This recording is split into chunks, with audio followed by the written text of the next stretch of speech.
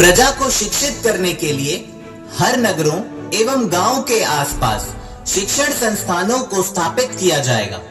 देश एवं प्रदेशों की राजधानियों में महाविद्यालयों और विश्वविद्यालयों का निर्माण किया जाएगा तथा यह सुनिश्चित किया जाएगा कि ज्ञान प्रसार में जाति, धर्म, क्षेत्र इत्यादि किसी भी प्रकार का भेदभाव न हो।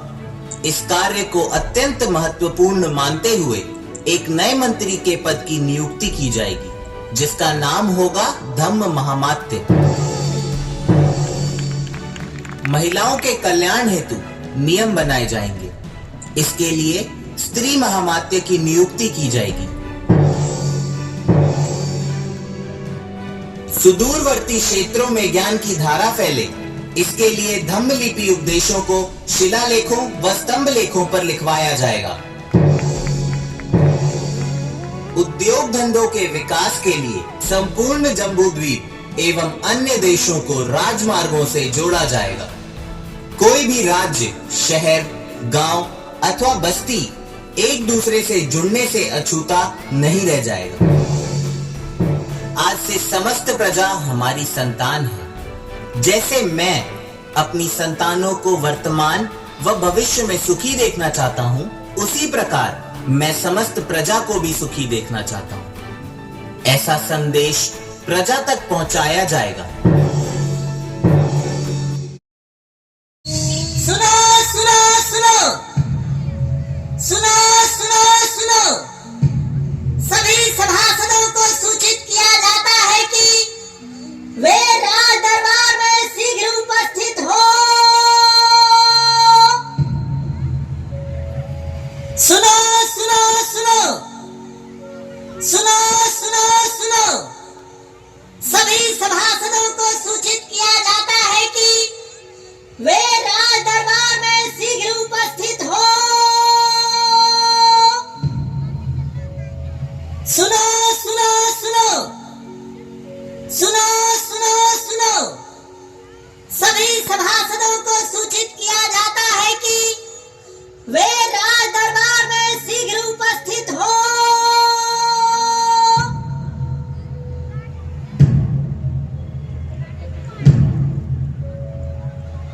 जम्बू द्वीप के प्रथम चक्रवर्ती सम्राट चंद्रगुप्त मौर्य के प्रपौत्र तथा महाराज बिंदुसार के पुत्र सम्राट अशोक महान पधार रहे हैं।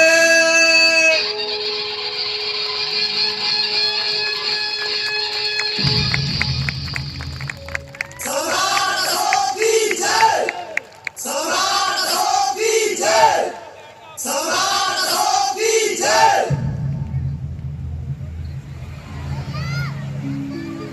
सभासदों, आज यह सभा ऐसे उद्देश्य पूर्ति के लिए बुलाई गई है जिससे हमारे जीवन मूल्यों का आधार प्राप्त होगा।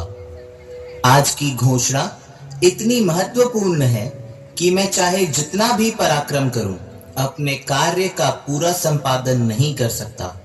यदि मेरे पुत्र प्रपौत्र इस धर्माचरण पर कायम रहते हैं और निरालस होकर सदा पराक्रम करते रहेंगे, तो चिरकाल तक शासन करते रहेंगे।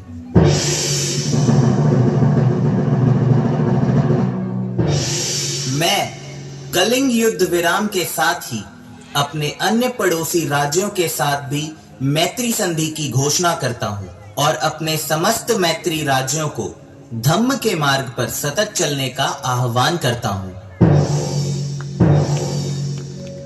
लोक कल्याण के लिए भविष्य में अब हम युद्ध घोष की जगह धम्म घोष का नाद करेंगे और अपने संपूर्ण जम्बूद्वीप को धम्म के मार्ग पर न्योछावर करेंगे।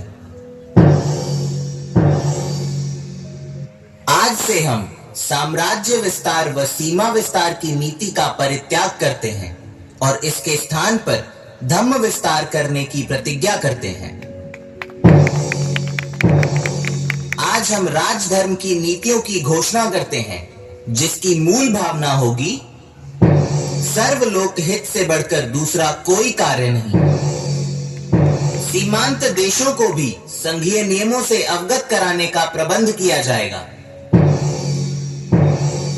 प्रजा व जीवों के कल्याण हेतु नगरों एवं गांवों के आसपास मनुष्यों तथा पशुओं के लिए औषधालय का निर्माण कराया जाएगा। प्रजा को शिक्षित करने के लिए हर नगरों एवं गांवों के आसपास शिक्षण संस्थानों को स्थापित किया जाएगा। देश एवं प्रदेशों की राजधानियों में महाविद्यालयों और विश्वविद्यालयों का निर्माण किया जाएगा तथा यह सुनिश्चित किया जाएगा कि ज्ञान प्रसार में जाति, धर्म, क्षेत्र इत्यादि किसी भी प्रकार का भेदभाव न हो। इस कार्य को अत्यंत महत्वपूर्ण मानते हुए एक नए मंत्री के पद की नियुक्ति की जाएगी, जिसका नाम होगा धम्म महामात्य। महिलाओं के कल्याण हेतु नियम बनाए जाएंगे। इसके लिए स्त्री महामात्य की नियुक्ति की जाएगी।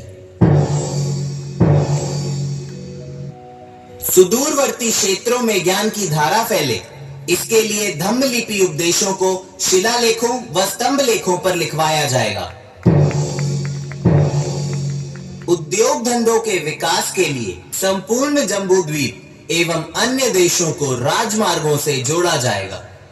कोई भी राज्य, शहर, गांव अथवा बस्ती एक दूसरे से जुड़ने से अछूता नहीं रह जाएगा। सड़कों के किनारे छायादार तथा फलदार वृक्ष लगाए जाएंगे तथा जगह जगह पर व्यापारियों व राहगीरों के ठहरने का प्रबंध किया जाएगा।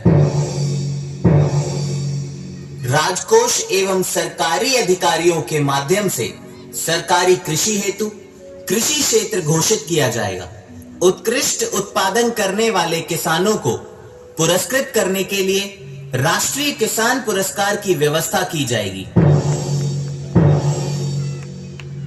राज सूचनाओं को जम्बूद्वीप तथा विश्व के कोने कोने तक आदान प्रदान करने के लिए डाक विभाग का निर्माण किया जाएगा। इस विभाग का प्रयोग जनता भी अपने व्यक्तिगत हित के लिए सूचनाओं के आदान प्रदान हेतु कर सकती है। आज से समस्त प्रजा हमारी संतान है। जैसे मैं अपनी संतानों को वर्तमान व भविष्य में सुखी देखना चाहता हूं, उसी प्रकार मैं समस्त प्रजा को भी सुखी देखना चाहता हूं। ऐसा संदेश प्रजा तक पहुंचाया जाएगा। अतीत में प्रजा का कार्य हर समय नहीं होता था। आज से मैं चाहे शयनागार में रहूं, रनिवास में रहूं, शस्त्रागार में रहूं, उद्यान में रहूं या फिर यात्रा पर रहूं, प्रतिवेदक मुझे जनता के सुख दुख की सूचना हर क्षण दें, क्योंकि राजा का संपूर्ण समय प्रजा के लिए होता है और हर समय मैं प्रजा का कार्य करूंगा। अतीत में राजा महाराजा मनोरंजन के लिए विहार यात्रा पर निकलते थे, जिसमें मृग इत्यादि का शिकार कर आमोद प्रमोद करते थे। आज से प्रजा में नैतिक एवं आध्यात्म के विकास हेतु धम्म यात्रा की शुरुआत करूंगा, जिससे प्रजा का राजा से सीधा संबंध होगा। हमारी पाकशाला में शोरवा बनाने के लिए सैकड़ों जीव मारे जाते थे, परंतु अब वे नहीं मारे जाएंगे। माता पिता, श्रमणों, विद्वानों, बूढ़े बुजुर्गों एवं महिलाओं की सेवा व सम्मान की सुरक्षा सुनिश्चित की जाएगी। कलिंग युद्ध में जितनी धन जन की हानि हुई है, उसके 1000वें भाग की हानि भी अब सम्राट को दुख कर होगी। इसलिए हर हालत में लोक कल्याण ही किया जाएगा। धार्मिक कर्म कांडों के नाम पर नरबलि, पशु बलि पर रोक लगाते हुए जीवों पर दया एवं उनका संरक्षण किया जाएगा। आर्थिक संतुलन समाज में बना रहे, इसके लिए अल्प व्यय और अल्प संचय पर जोर दिया जाएगा। समाज में अमन चैन व भाईचारा कायम हो, इसके लिए सभी संप्रदाय के लोग बहुश्रुत हों।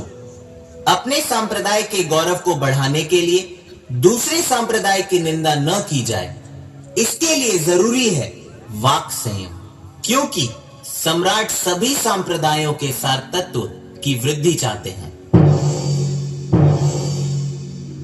लोग सुख दुख में तरह तरह से अंधविश्वासी और निरर्थक कर्म कांड करते हैं। ये सब बंद करके मात्र धम्म कार्य ही किया जाए जो स्थायी सुख देने वाला है।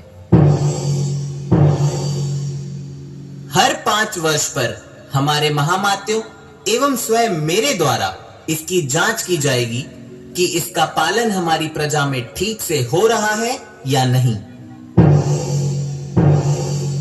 जनता में सुरक्षा की भावना बनी रहे, इसके लिए सेना का युद्ध अभ्यास जारी रखा जाएगा।